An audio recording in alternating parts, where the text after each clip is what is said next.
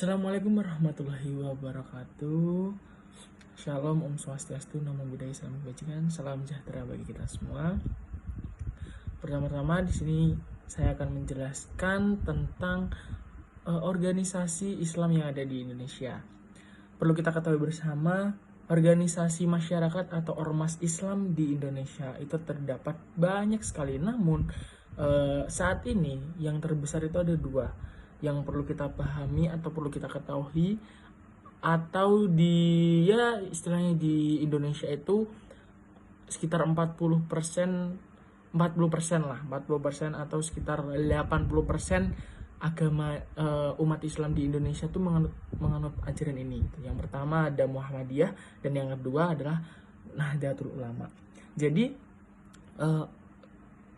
ajaran Nahdlatul Ulama dan Muhammadiyah ini adalah dua ormas terbesar di Indonesia yang dimana dibawakan oleh para ulama, yang dimana Nahdlatul Ulama dan Muhammadiyah didirikan oleh dua sahabat, yang dimana sahabat ini atau beliau ini yang mendirikan ormas tersebut, yaitu NU dan Muhammadiyah, belajar ke Mekah, belajar ke Madinah atau belajar ke Tanah Suci, ke kiblat untuk mendapatkan syariat-syariat Islam. Oh, yang benar yang bagaimana? Jadi untuk Nahdlatul Ulama didirikan oleh Kiai Haji Hasyim Asy'ari pada 31 Januari di Surabaya, Jawa Timur. Untuk tahunnya itu 1926. Untuk Muhammadiyah itu 18 November 1912 di Yogyakarta dan didirikan oleh Ahmad Dahlan, Kiai Ahmad Dahlan, yang dimana sekarang itu sering dibuat nama jalan ya teman-teman. Nama jalan tuh sering sekali untuk namanya itu rata-rata, ya bukan rata-rata sih, berarti seperti Jalan Ahmad Dahlan, Jalan Kiai Hasyim Asy'ari.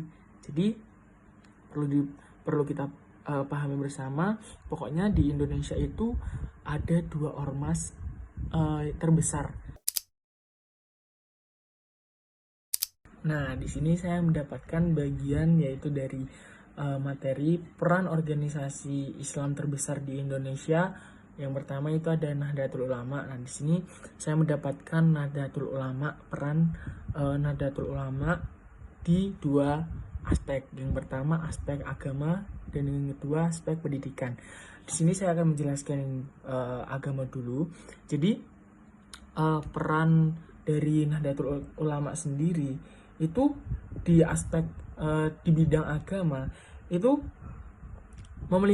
memelihara kerukunan antar umat beragama. Jadi NU ini tuh menekankan bahwa toleransi itu harus dijunjung tinggi. Jadi tidak boleh yang namanya istilahnya seperti merendahkan ajaran lain atau aliran lain. Jadi menjunjung tinggi prinsip toleransi dan saling pengertian antar umat beragama. Melalui upaya ini, Nahdlatul Ulama telah membantu masyarakat Indonesia yang harmonis dan berkeadaban. Jadi jelas di sini NU itu adalah salah satu ormas Islam yang membantu di bidang agama. Jadi menenangkan, istilahnya seperti mengeluarkan filsafat atau mengeluarkan istilahnya syariat-syariat, di mana peran NU ini tuh di bidang agama Islam. Oh, seperti ini hukumnya kalau misal kita tidak toleransi. Oh, seperti ini kalau kita tidak menghargai. Jadi perannya NU itu menjaga dan menjunjung tinggi. Jadi semisal ada yang menyeleweng sedikit atau yang menyeleweng sana ke sini, jadi nanti ada ulama-ulama yang mengeluarkan statement-statementnya tentang bagaimana sih kalau kita menyalahgunakan atau menyelewengkan seperti itu. Oke, yang selanjutnya yaitu peran Nahdlatul Ulama dalam aspek atau bidang pendidikan.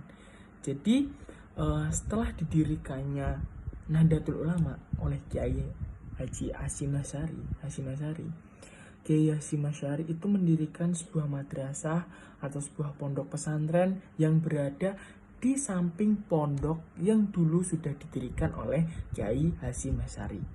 Jadi dari pemikiran atau keikutsertaan Nahdlatul Ulama dalam mencerdaskan cita-cita pendidik di Indonesia, Nahdlatul Ulama membuat program, yaitu namanya Lembaga Pendidikan Ma'arif NU atau disingkat biasanya LP Ma'arif NU.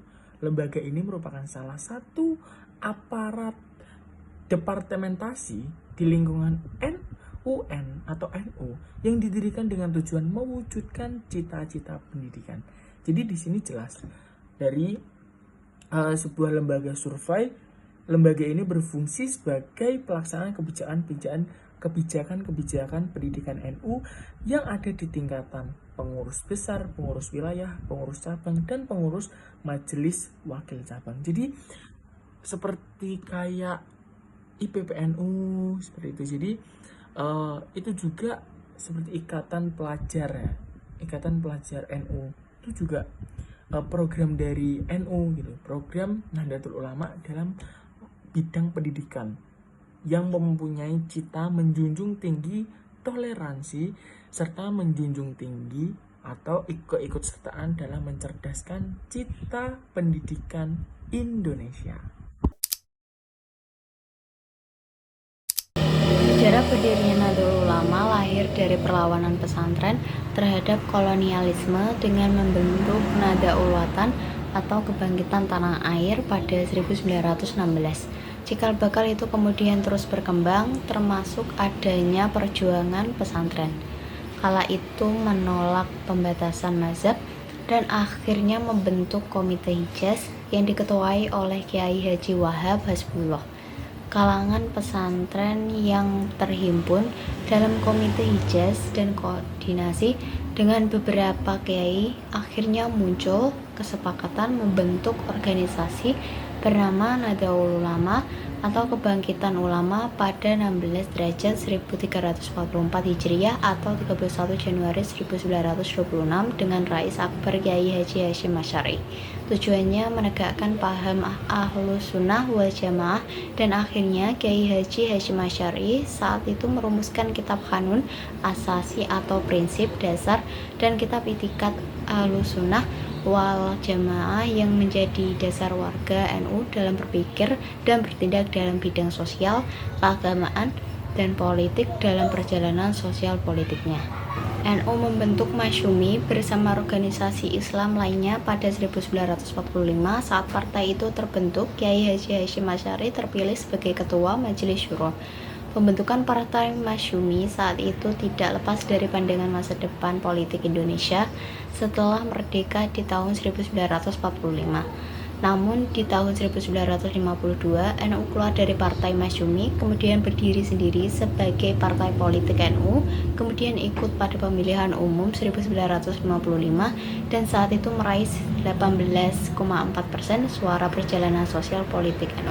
Selanjutnya dapat dilihat pada tahun 1984 di mana NU memutuskan kembali ke Kitah 1926 atau pendirian NU dan secara organisasi melepaskan diri dari kepentingan politik. Setahun sebelumnya pada 1983 NU menggelar Munas Alim Ulama di Situbondo dan merumuskan deklarasi hubungan Pancasila dengan Islam di tahun 1984. Sikap NU melepas dari politik yang saat itu identik dengan Partai P3 setelah sebelumnya Soeharto menyatukan Partai Islam dalam P3 pada tahun 1973. Momen penting dalam sejarah NU lainnya ada di tahun 2018 saat itu di kantor PP Muhammadiyah kawasan Menteng, Jakarta Pusat. Ketua Umum PBNU saat itu Kiai Haji Said Akhil Siroj dan Ketua PP Muhammadiyah saat itu Haidar Nasir bersepakatan menolak paham khilafah dan mengampanyekan toleransi di tahun politik. Assalamualaikum warahmatullahi wabarakatuh. Perkenalkan, nama saya Fatimah Naura Zahra. Di sini saya akan menjelaskan peran Muhammadiyah dalam bidang keagamaan dan pendidikan. Dalam bidang keagamaan, Muhammadiyah memiliki peran yang sangat penting dalam bidang keagamaan di Indonesia, terutama dalam penyebaran, pemurnian, dan pengembangan ajaran Islam. Sebagai organisasi Islam modern, Muhammadiyah aktif dalam dakwah melalui berbagai media, baik secara langsung melalui pengajian dan ceramah, maupun melalui media cetak dan digital. Selain itu, Muhammadiyah berkontribusi dalam pemurnian ajaran Islam dengan menekankan kembali pentingnya berpegang teguh pada Al-Quran dan Hadis, serta menolak praktik-praktik keagamaan yang dianggap bertentangan dengan ajaran Islam murni. Dalam bidang sosial keagamaan, Muhammadiyah juga membangun masjid, rumah sakit Islam, serta lembaga sosial untuk membantu masyarakat yang membutuhkan. Melalui peran-peran tersebut, Muhammadiyah berusaha menjaga dan mengembangkan nilai-nilai Islam di tengah perubahan zaman. Dalam bidang pendidikan, Muhammadiyah memiliki peran yang sangat penting. Sebagai organisasi Islam modern, Muhammadiyah telah mendirikan ribuan lembaga pendidikan yang tersebar di seluruh negeri, mulai dari tingkat dasar hingga perguruan tinggi. Pendidikan yang dikembangkan Muhammadiyah mengusung prinsip Islam berkemajuan dengan menggabungkan ilmu agama dan ilmu pengetahuan umum agar menghasilkan generasi yang berilmu, berakhlak, dan memiliki jiwa kepemimpinan. Selain itu, Muhammadiyah juga menekankan pentingnya pendidikan inklusif dengan membuka akses bagi berbagai lapisan masyarakat, termasuk kelompok kurang mampu. Melalui berbagai sekolah, madrasah, pesantren, dan universitas seperti Universitas Muhammadiyah, organisasi ini berkontribusi dalam mencetak intelektual muslim yang siap menghadapi tantangan zaman. Tidak hanya itu, Muhammadiyah juga aktif dalam inovasi pendidikan, termasuk dalam penerapan pengembangan kurikulum berbasis nilai-nilai Islam. Dengan peran ini, Muhammadiyah terus berkontribusi dalam mencerdaskan kehidupan bangsa dan memperkuat karakter keislaman dalam dunia pendidikan.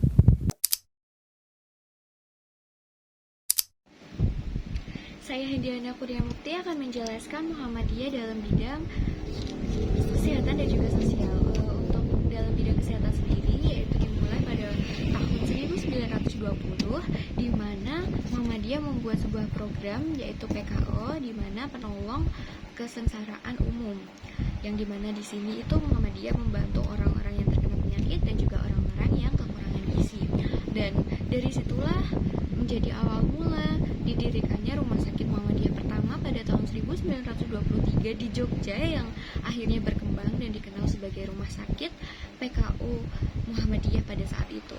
Dan seiring berjalannya waktu, Muhammadiyah pun semakin berkembang, mengembangkan dalam bidang kesehatannya, yaitu memberikan layanan kesehatan gratis. Lalu pada masa Indonesia sudah merdeka itu, Muhammadiyah mulai membangun rumah sakit dan juga klinik-klinik di berbagai daerah di Indonesia, terutama membuat rumah sakit apung juga untuk menjangkau daerah-daerah yang sulit dijangkau.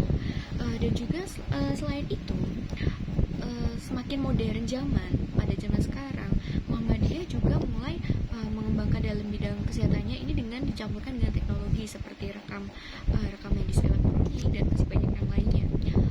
Dan juga makin kesini dari pada waktu tahun 1920 itu, Muhammadiyah mulai menyebarkan ilmunya juga dalam bidang kesehatan, yaitu dengan membangun sekolah-sekolah untuk tenaga kesehatan seperti sekolah kedokteran Muhammadiyah seperti UMS, UMY, dan masih banyak yang lainnya.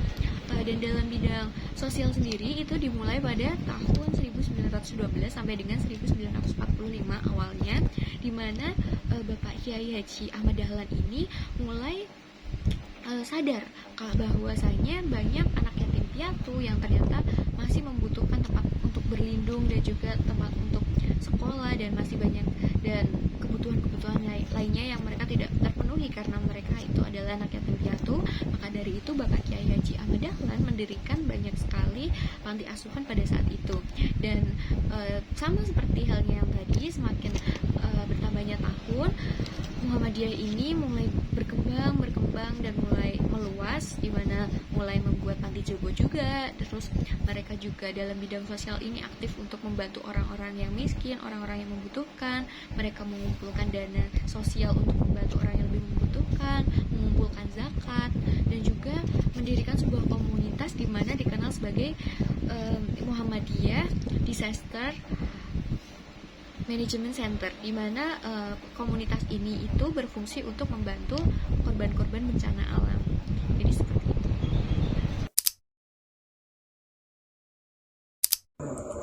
Di sini saya akan menjelaskan persamaan peran NU dan Muhammadiyah.